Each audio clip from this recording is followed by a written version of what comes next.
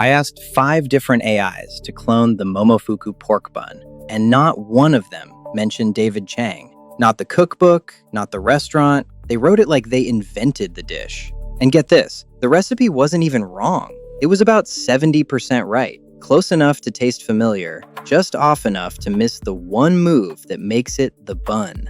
By the end of this, you'll know which AI actually credits the chef, why the other 4 don't, and the one trick that gets you the real dish instead of a confident fake. Stick around, there's a sauce nobody could crack.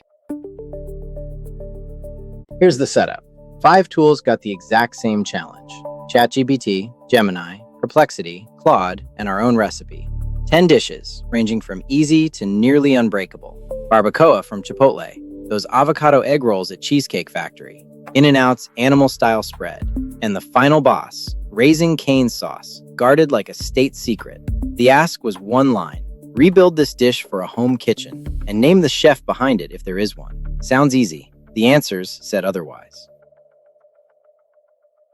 Let's start with credit, because the gap is stark. Across 10 dishes, ChatGPT named the actual chef twice. Claude, 3 times. Gemini, 4. Then Perplexity named the chef in 9 out of 10. Same question, wildly different answers. And before you crown Perplexity the ethical one, it isn't. It credits chefs because it's built to search and cite in real time. The byline is a side effect of how it works, not a choice it made. The other tools generate from memory, and memory doesn't come with a source.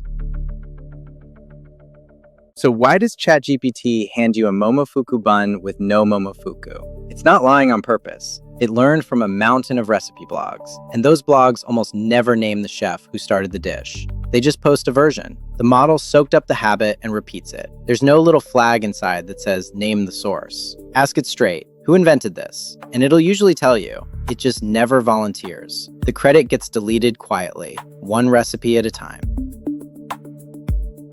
Okay, but does the recipe actually work? We cooked 3 of them, and this is where that 70% bites. The Momofuku pork belly, ChatGPT said cure it 2 hours. The real one cures overnight, low and slow. What you get is edible. It's just not the bun. Sweet greens dressing is miso. 3 of 5 tools threw in tahini that has no business being there. Detroit pizza needs a blue steel pan at 600 degrees. The AI shrugs and says a hot oven. And my favorite tell, 8 of 10 recipes said salt to taste. That's not seasoning. That's the AI giving up.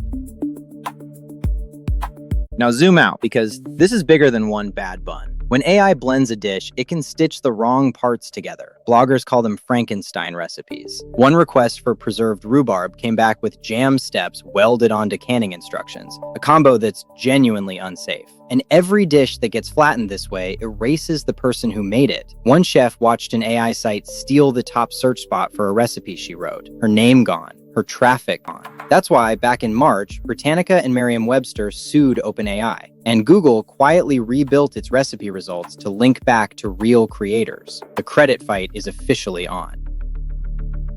So what do you do with this? Simple. Stop treating AI as the source. Treat it as a translator. Find the real thing first, the chef's cookbook, the restaurant's own blog, a publication that actually tested it. Then hand that to the AI. Scale it for 4, swap what I've got, convert cups to grams. That's where AI is genuinely great. And when there's no real version to find, remember Raising Cane sauce, the boss level? Every tool guessed mayo, ketchup, Worcestershire, garlic powder. All wrong. All close enough that nobody at dinner complained. Sometimes the internet's best guess is the honest answer.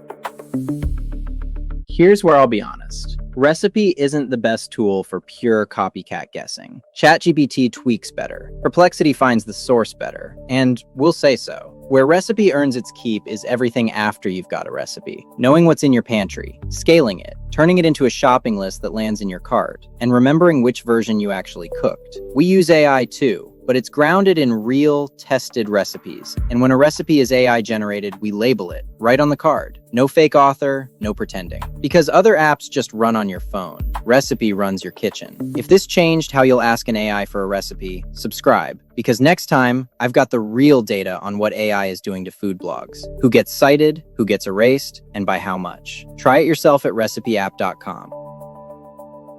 Subscribe. Long-form explainers, weekday afternoons.